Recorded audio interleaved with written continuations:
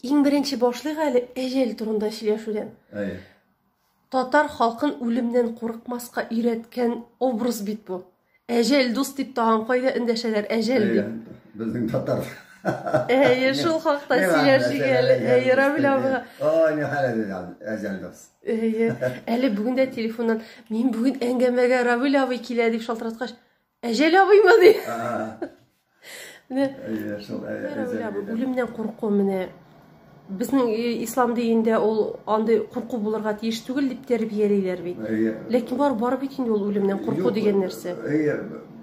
Мин үзем курыкмыйм дим. Ләкин бөтенләй курыкмыйм дип әйтүдә берни дөрес түгел инде. Мин авырудан куркам мин. Менә авырып ятып үлүдән куркам. Менә картаеп җиңел генә мин үзем үлем теге җоклагандарак китермен сыман тоела менә. Чөнки мин үземне таушалтып яшәдем махсус йөрәк белән интелек ятмаска әллә инде авырулар белән дип. Йөрәгемне туздырырга тырыштым хәтта. Үлемнән курыкмыйм чөнки бөтен кешеләр бит. Башкалар үлмәсә, терим, әллә ничә миллиард аралган кешеләр дә үләчәкләр. Бер шигырын китеримме Державинның бер Державин үзе язган Пушкинга хәтле «Я памятник себе воздвигну». Пушкин аннан алган. Ләкин үләргә 3 көн кала бер-ике куплетлы шигырь яза ул. Мәңге калам дип уйлаган кеше. Река времен в своем стремлении уносит все дела людей и топит пропасти забвения народа, царства и царей. А если что и остается среди звуки лиры и трубы, то вечности жерлом пошрется, и общий не уйдет судьбы. Менә 3 көн кала ул я памятник мин калам ди. Калмый ди. Менә бар кешеләр арасында тарихка кирип калам дигән. Тарихка мин беренчеккә менә мәсәлән кирип калам дип уйламыйм. Артистның профессиясе шундый. Яшин мин тамашачыма уйныйм, киттем, мин юк.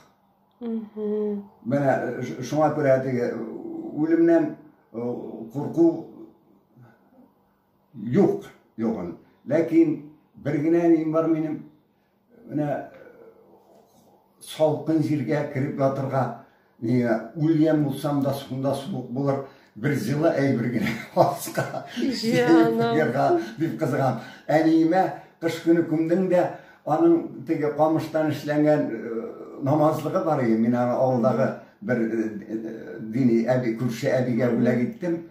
Шуны астына саласы булган дидем. Шул камышла Ишрайганда туган Державин Гаврил Романович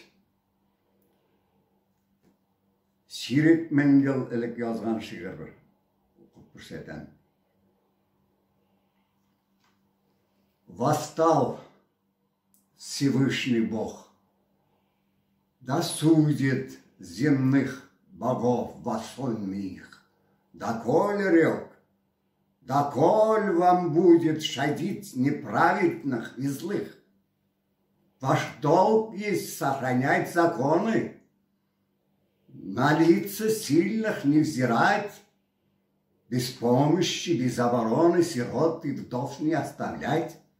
Ваш долг спасать от бед невинных, несчастливым подать покров, от сильных защищать бессильных и шторгнуть бедных из оков.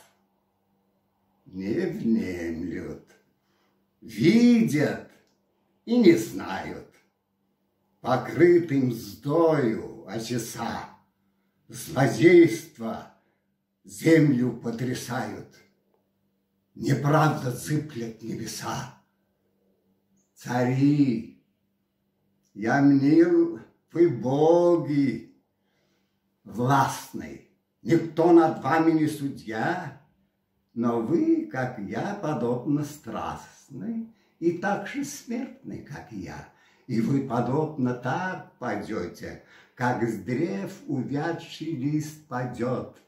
И вы, подобно, так умрете, как ваш последний раб умрет. Воскресни, Боже, Боже правых, и их молению внемли, приди, суди, карай лукавых, и будь един царем земли.